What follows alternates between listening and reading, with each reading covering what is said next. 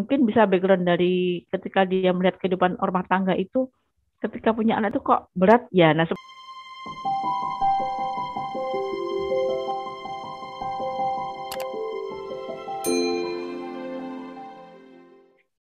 Halo, Assalamualaikum warahmatullahi wabarakatuh. Jumpa lagi bersama saya, Heri Susilo, dalam sesi sharing time. Nah, pada sesi sharing time kali ini kita akan bicara tema yang cukup menarik karena tema ini di beberapa waktu ini cukup viral. Tema apakah itu? Yes, temanya tentang child free.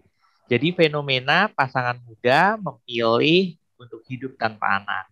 Nah, belakangan ini itu kan ada artis nih yang namanya Gita Savitri kalau tidak salah ya, yang kemudian dia hmm, memilih dan mengumumkan bahwa mereka memilih untuk hidup tanpa anak dan kemudian viral dan banyak pihak memberikan statementnya tentang pilihan tersebut.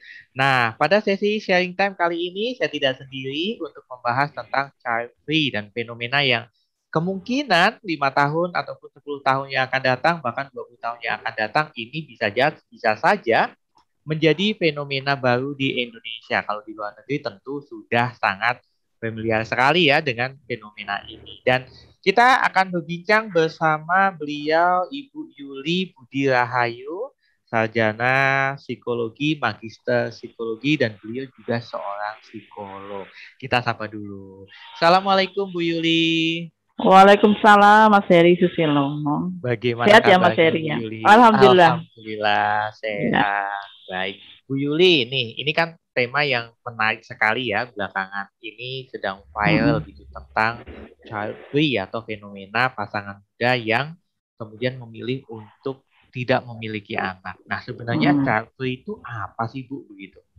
Ya, memang child free itu kalau kita ketahui itu kan bagaimana orang itu merasa bebas ketika dia atau memutuskan untuk tidak memiliki anak seperti itu ya. Jadi tidak memiliki anak itu dari darah dagingnya sendiri seperti itu.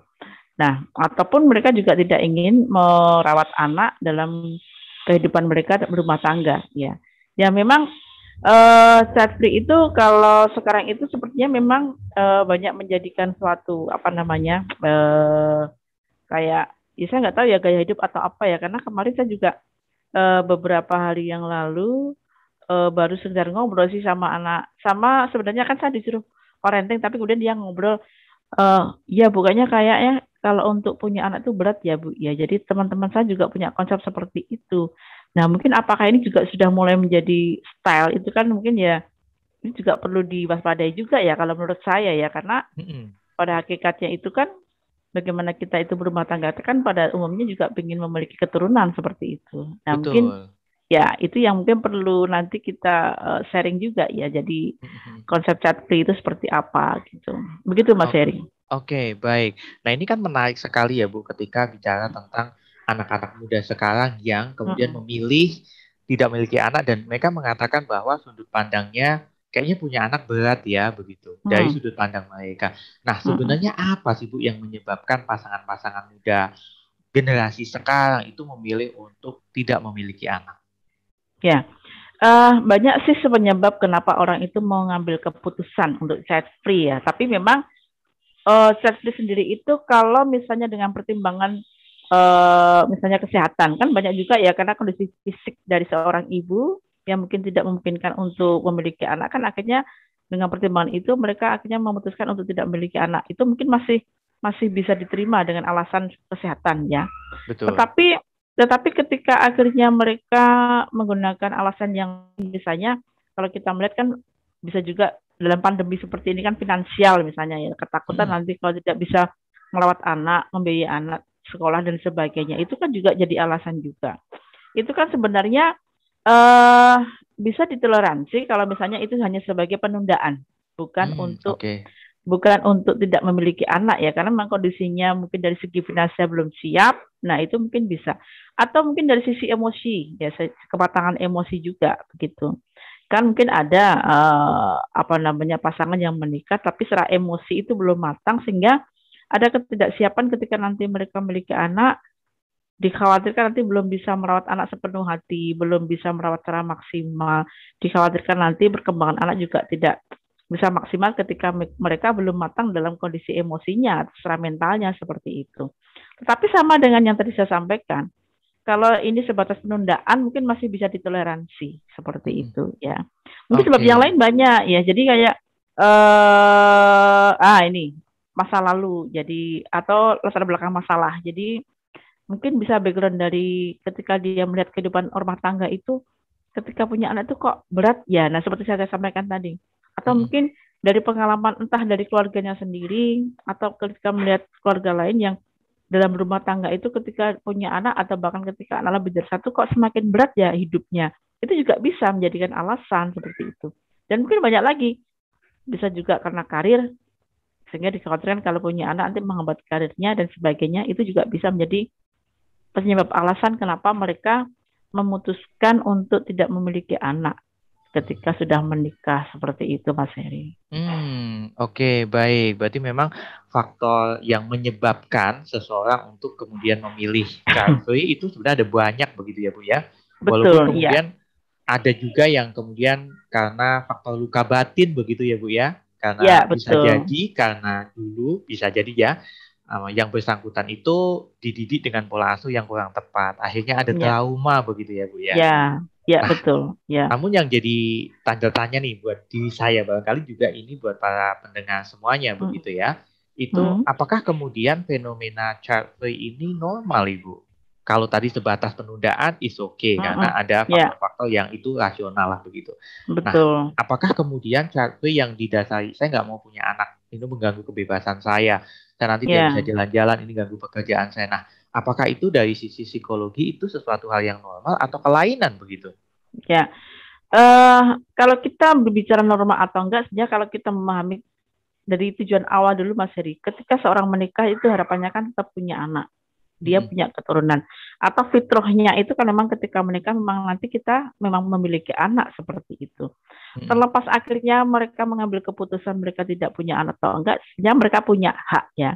Tetapi kalau sekarang itu kan menjadi satu fenomena atau akan menjadi satu kekhawatiran dari personalnya sendiri, itu sebenarnya kan bisa coba dicari tahu dulu kenapa sampai akhirnya mereka memutuskan untuk tidak memiliki anak seperti itu ya. Nah, apakah itu dikatakan kelainan dan sebagainya atau apalah yang berhubungan dengan penyimpangan, itu kembali lagi kepada masing-masing personalnya sendiri ya. Karena biasanya mereka secara personal sampai mereka tidak memiliki anak itu mereka punya alasan sendiri. Nah, mungkin kalau kan akhirnya bukan solusi untuk kemudian ketika tidak memiliki anak akan menjadikan kehidupan mereka itu seperti yang dia bayangkan. Tetapi kalau kita mau hidup bahagia seperti yang harapan kita dalam kehidupan, kita yang perlu membenahi dulu deh sebenarnya. Jadi kita yang perlu diperbaiki dulu deh. Kenapa sampai kita memutuskan untuk tidak memiliki anak seperti itu? Karena apa? Kalau ini pun nanti menjadi satu tren misalnya ya jadi style, itu kan akhirnya juga berbahaya nanti. Bayangkan kalau nanti kehidupan mereka tidak dihadirkan oleh anggota baru di situ.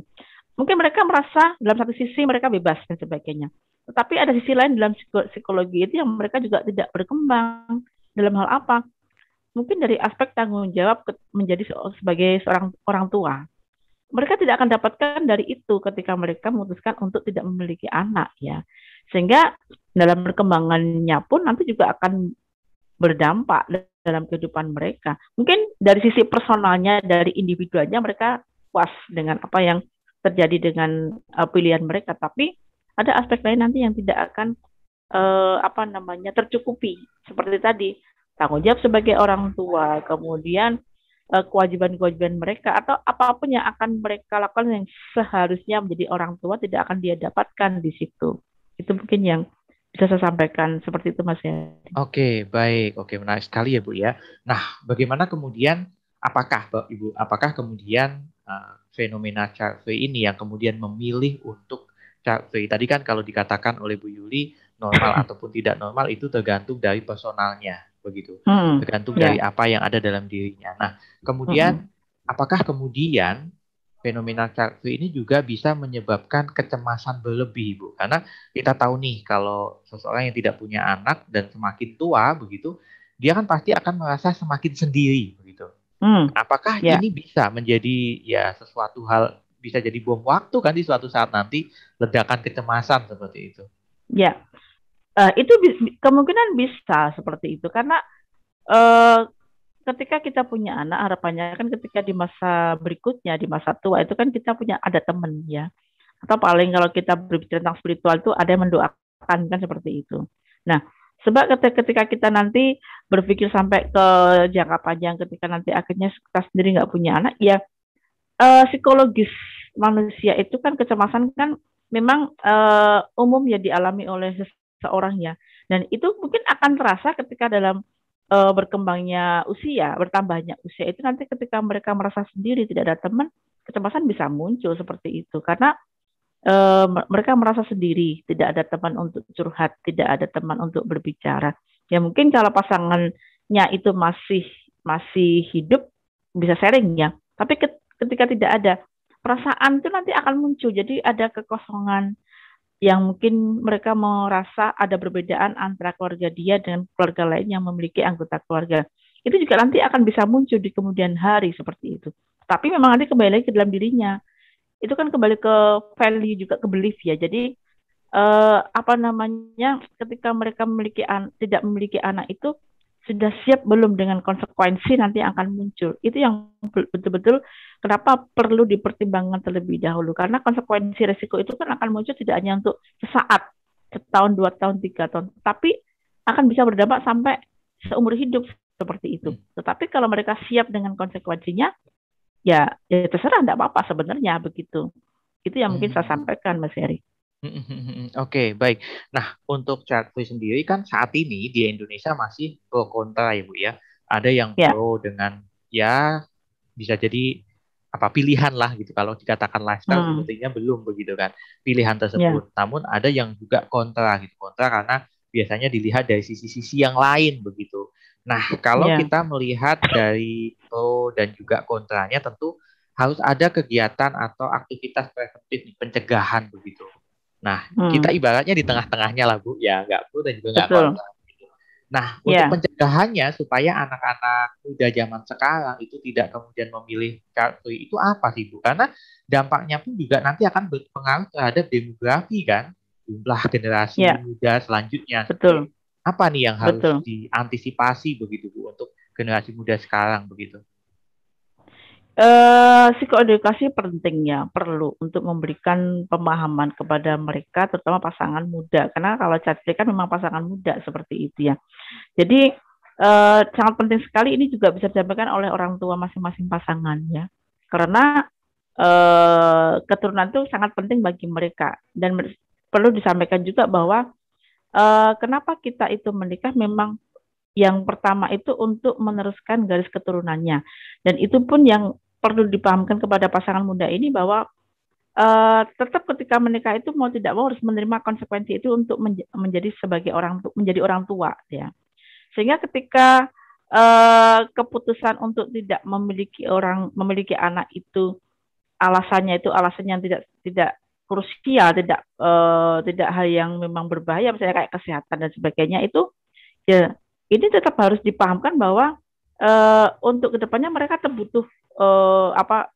membutuhkan atau memang harus memiliki anak untuk agar tidak mendapatkan konsekuensi risiko yang nanti akan didapatkan kemudian hari seperti itu. Mungkin saat ini mereka belum memahami karena begini. Pasangan muda itu kadang berpikirnya kan pendek saat ini seperti itu. Mereka belum berpikir jangka panjang. Gambaran-gambaran jangka panjang itu perlu diberikan untuk pemahaman kepada mereka. Sehingga mereka pun juga nanti tidak hanya berpikir saat ini, sekarang, ya saya butuhkan ini. Tapi mereka harus berpikir panjang bahwa satu saat ada kebutuhan di masa usia mereka itu tua, yang itu akan bisa didapatkan ketika kita punya anak, atau akan bisa diberikan oleh anak kita. Tetapi ketika kita tidak memiliki anak, nanti akan ada hal yang ketika di masa tua itu kita membutuhkan, tetapi kita tidak dapatkan itu. Nanti ada dampaknya akan sangat besar sekali di situ. Baik dari sisi kesehatannya juga bisa, dari psikologisnya juga bisa, dan sebagainya. Dan yang penting lagi, pemahaman spiritual kan ditanamkan di situ. Bagaimanapun agama spiritual itu kan memberikan pemahaman bahwa ketika mereka menikah itu kan memang untuk memiliki anak seperti itu, dan itu memang fitrah ya. Jadi memang apa namanya, suatu hal yang memang keharusan seperti itu. Kecuali ketika kondisinya memang tadi kondisi kesehatan tidak memungkinkan dan sebagainya. Kalaupun itu berhubungan dengan permasalahan problem kayak tadi yang disampaikan Mas Heri, luka batin, jadi benahi dulu aja masalah psikologisnya yang membuat mereka jadi memutuskan tidak memiliki anak seperti itu. Itu mungkin yang perlu disampaikan kepada pasangan muda. Karena begini Mas, kadang ketika mereka memutuskan itu, kalau saya ada buka-buka apa namanya, sering juga ada ketika mereka itu pasangan awal memutuskan untuk tidak memiliki anak. Tapi setelah berapa tahun, 2 tahun, 3 tahun, mereka menyadari bahwa ternyata anak itu memang penting. Nah, itu mereka juga akhirnya membuka hatinya untuk, oh saya memang harus punya anak seperti itu. Nah, itu harus dipahamkan betul, terutama apalagi mereka sebelum menikah. Itu perlu disampaikan betul, ya. Dan kalaupun akhirnya mereka memutuskan ini misalnya, itu kan pilihan seperti kata tadi ya Mas Heri ya. Kalaupun akhirnya itu pilihan mereka, diskusikan memang sebelum ketika mereka menikah begitu, ya. Sehingga misalnya syukur-syukur nanti kalau pasangannya setuju, kalau salah hatinya nggak setuju kan jadi masalah tambahan lagi dalam rumah tangga mereka begitu, ketika mereka sudah masuk pernikahan, kemudian salah satunya memutuskan untuk tidak memiliki anak, tapi yang satunya ingin memiliki anak, kan jadi problem tambahan dalam keluarga mereka. Akhirnya apa? Ya jadi masalah juga berikutnya dalam kehidupan rumah tangga mereka seperti itu. Begitu Mas Ferry. Baik, berarti memang masalah yang akan timbul itu sebenarnya jauh lebih banyak begitu ya Bu ya, dibandingkan kemudian bayangan nikmatnya, maksudnya nikmat kebebasan yang akan mereka rasakan begitu. Nah, sekarang yang cukup menjadi problem juga nih bagi kalangan anak muda, tadi Ibu mengatakan bahwa ketika ada masalah luka batin begitu, ya harus diselesaikan dulu masalah psikisnya tadi begitu. Nah, tapi banyak loh Bu Yuli, di antara teman-teman yang bisa jadi juga menyaksikan video ini tuh masih kebingungan untuk kemudian bagaimana menyelesaikan luka batinnya bersama orang tuanya. Misal, orang tuanya itu di masa lalu dia orang tua yang broken home, begitu. Bapaknya mungkin dengan menggunakan kekerasan dalam rumah tangga, perceraian, sering dibentak-bentak dan lain-lain. Nah, itu kan masalah psikologis yang tidak ringan begitu. Itu masuk dalam kategori yang cukup berat begitu. Nah, bagaimana kemudian kita merecovery-nya, Bu? Supaya kemudian ketika kita sudah siap menikah, itu kita tidak memilih untuk child free begitu. Ya, memang ketika kita memiliki atau pasangan itu memiliki luka batin kan memang harus healing ya, harus mencoba menyadari diri dulu bahwa pengalaman yang mereka dapatkan sebelumnya itu memang tidak baik atau memang nggak bagus untuk dia. Itu memang harus disadari dulu seperti itu ya. Dan ketika mereka kemudian mencoba ingin memperbaiki dan mereka kesulitan pun kan mereka tidak mesti harus sendiri melakukan. Bisa mencari profesional, kan itu bisa. Bisa minta tolong pada orang yang bisa membantu mereka untuk menyembuhkan atau memperbaiki luka batinnya seperti itu. Karena tetap dalam kehidupan kita selanjutnya itu kalau kita masih punya luka batin, memang kita harus berbenahi itu dulu seperti itu. Jangan berpikir ketika kita punya luka batin, punya pengalaman nggak bagus itu kita harus menyelesaikan sendiri. Itu kalau memang bisa dan punya kemampuan untuk merubah sendiri nggak masalah sebenarnya. Tapi kalau memang dalam kondisi kita merasa bahwa kita tidak mampu sendiri dan butuh orang lain, datang aja ke profesional untuk membantu. Siapa tahu dengan proses dibantu dengan profesional untuk menyembuhkan luka batinnya paling tidak, untuk memperbaiki memori-memori yang dulu masih terbawa sampai sekarang itu akan bisa membuat diri dia jadi baik, sehingga konsep atau pemikiran untuk child free itu kan bisa diminimalkan hanya karena gara-gara permasalahan masa lalu seperti itu. Dan mungkin itu salah satu solusi yang mungkin bisa dipakai juga, karena memang ketika seseorang itu membawa masa lalu negatif, membawa luka batin, itu kan tetap akan berpengaruh kepada kehidupan rumah tangganya. Akan lebih baik. Nah, ini mungkin perlu introspeksi ya bagi masing-masing pasangan muda ya. Jadi coba itu mulai disadari bahwa kita harus bahasanya, memangkas agar itu tidak berkelanjutan, berefek kepada kehidupan rumah tangga kita berikutnya seperti itu. Karena dalam rumah tangga itu masalah itu tidak semakin ringan, akan semakin kompleks Tetapi ketika dengan kompleksnya permasalahan, dengan bertambahnya masalah, kalau kita bisa mencari solusi, insya Allah nanti masalah yang berat pun akan bisa kita selesaikan. Tapi kalau ada masalah tapi kita menghindari atau kita justru tidak mencoba menyelesaikan, ya nanti ketika ada masalah tambahan lagi, kita nggak malah akan semakin susah untuk bisa menyelesaikan seperti itu. Itu yang Berarti perlu masalahnya semakin disadari juga. bertumpuk begitu ya, Bu ya? Betul, ya. Dan nanti, Oke. nah, kita tidak akan menduga kapan itu akan menjadi bom waktu kan, jangan Mm-mm. sampai lah seperti itu, ya. Oke, baik. Berarti memang sahabat Heri Susilotok semuanya jangan sungkan kemudian ataupun jangan takut untuk berkonsultasi ya sama psikolog, Ya, sama psikiater ataupun sama psikoterapis begitu. Jadi saya malah betul. jadi kepikiran seperti ini ya Bu ya, untuk mengantisipasi kemudian para generasi muda sekarang tidak memilih untuk child free, sebenarnya perlu ya apa namanya konseling pranikah begitu ya Bu ya, untuk Bah, kemudian betul. menyelesaikan luka batin dari masing-masing pasangan, kemudian menjembatani mereka untuk membangun komitmen pranikah. Nah, itu sebenarnya Betul. jadi apa ya? Solusi salah satunya ya, Bu ya. Ya, Nah, ya. tapi Jadi gimana Ibu? jadi jadi memang kalau saya melihat sekarang itu kalau pasangan mau menikah memang kayaknya penting untuk bisa melalui itu dulu. Jadi paling tidak pemahaman mereka atau gambarannya. Jadi gambaran itu bukan untuk menakutkan, tapi untuk mengetahui bahwa ternyata dalam kehidupan rumah tangga itu nanti mereka akan melalui itu. Sehingga nanti mereka akan lebih siap mentalnya, akan lebih siap konsekuensinya. Sehingga ketika mereka siap, tidak akan jadi masalah yang berat untuk mereka dalam kehidupannya, dalam berumah tangga seperti itu, Mas Heri. Baik, Bu, tapi yang jadi pertanyaan lagi begitu, apakah kemudian sudah banyak lembaga yang memiliki paket ataupun program konseling pranikah begitu?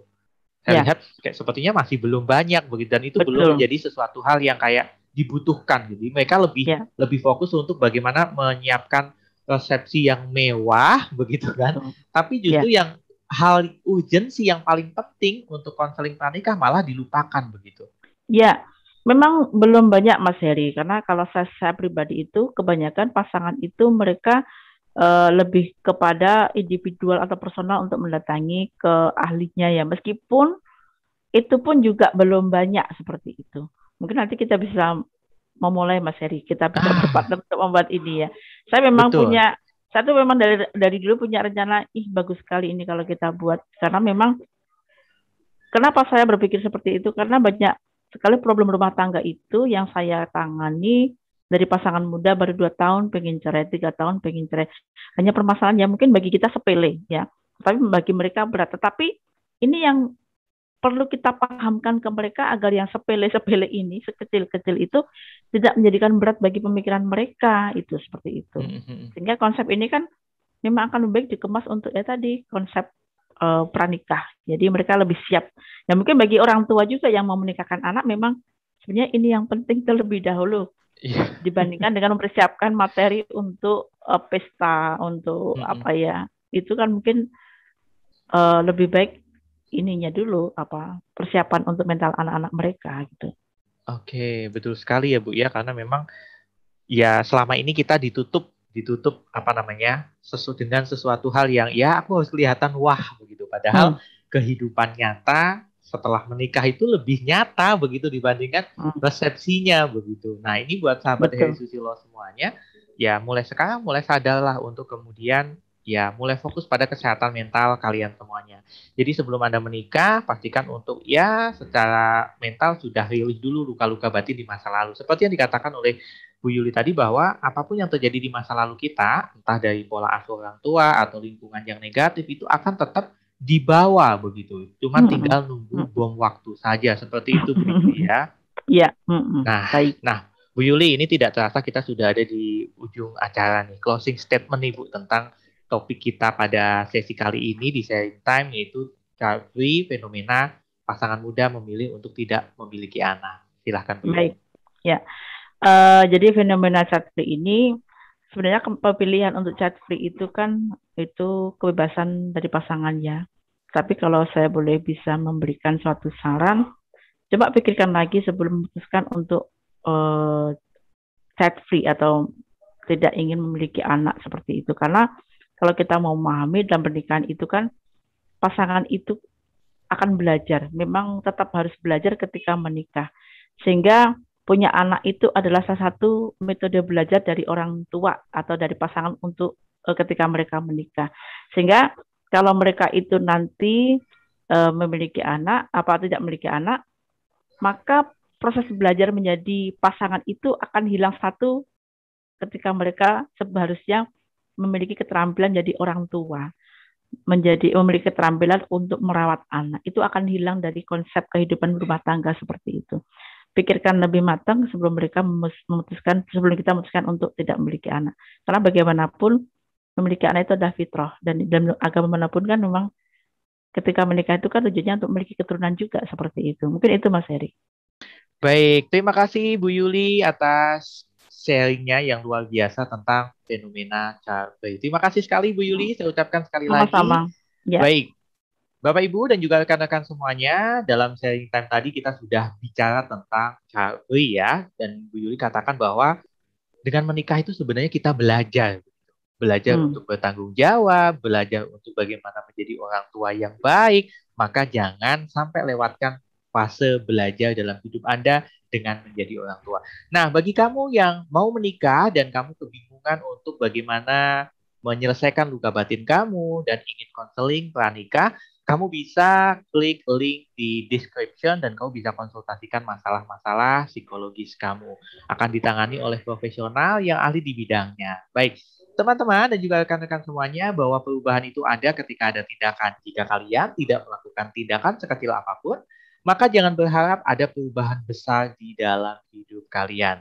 Saya Heri Susilo, pamit undur diri. Sekian, wassalamualaikum warahmatullahi wabarakatuh. Dadah!